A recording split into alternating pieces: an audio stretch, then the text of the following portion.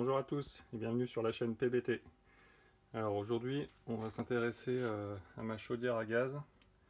Donc c'est une chaudière HS Therm Galaxy. Ce qu'on va regarder c'est détartrer le ballon d'eau chaude. C'est quoi l'intérêt? L'intérêt de détartrer le ballon d'eau chaude, c'est qu'au fur et à mesure du temps il y a une pellicule de calcaire qui se forme autour de la résistance. Et puis du coup, pour arriver à chauffer l'eau du ballon, il faut que la chaudière tourne de plus en plus longtemps et du coup ça consomme de plus en plus de gaz. Donc pour démarrer, on va déjà enlever le couvercle. Pour enlever le couvercle de la chaudière, on bascule vers l'avant et puis après il y a des petites attaches ici et de l'autre côté qu'il faut retirer. Donc le ballon d'eau chaude, voilà. On retire la petite protection thermique là, et donc on voit la trappe de visite ici. Donc il faut dévisser l'ensemble des écrous pour pouvoir accéder à l'intérieur.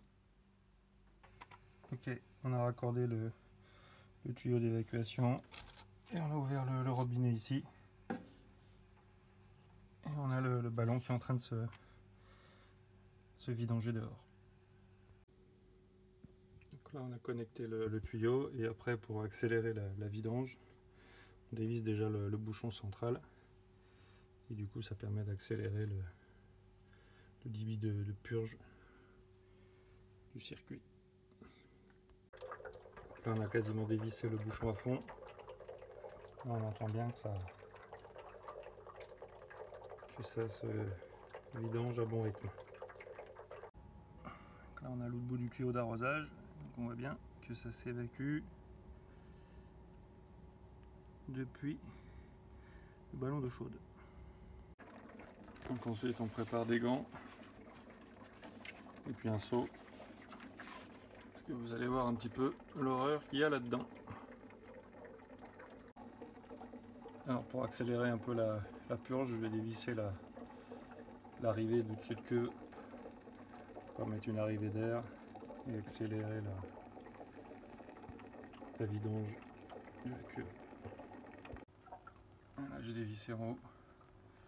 Ça accélère la purge du bas. Je referme un peu là parce que ça fuit. Du coup. Et dehors, normalement.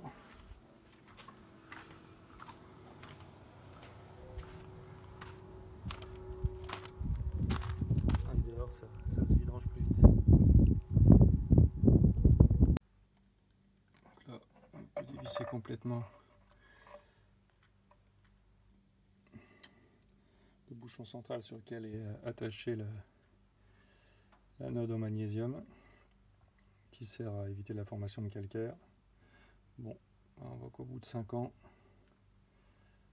elle est complètement morte. J'ai dévissé avec la clé tous les boulons. On va maintenant pouvoir enlever la trappe. Pour ça, il faut faire levier avec un outil ou un tournevis. Donc là, j'ai démonté la trappe. Et dedans,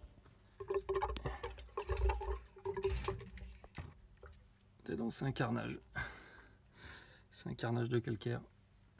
Donc maintenant, il va falloir, avec des gants, décrocher tout ça. Une bonne heure et demie après, donc on a gratté tout l'intérieur de la cuve en inox. Donc on a trouvé quand même des sacrés spécimens de calcaire qui étaient collés sur le serpentin dans la cuve.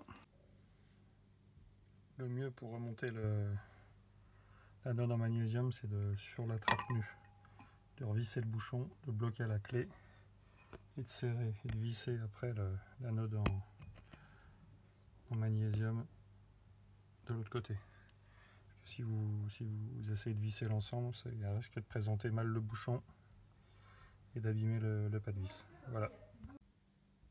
Alors, en illustration, le montage vis par vis, c'est ici. Donc là j'en ai déjà mis 3. Puis après, on présente les suivantes. On les visse et on fait ça sur tout le tour. N'oubliez pas également à la fin de revisser le robinet de purge, sinon vous risqueriez d'avoir un souci au démarrage de la chaudière. Et puis à resserrer aussi l'écrou ici qu'on avait desserré pour mettre à l'air la cuve en inox pour faciliter sa purge. Donc voilà pour cette vidéo. Donc je sais pas combien il y a de kilos de tartre.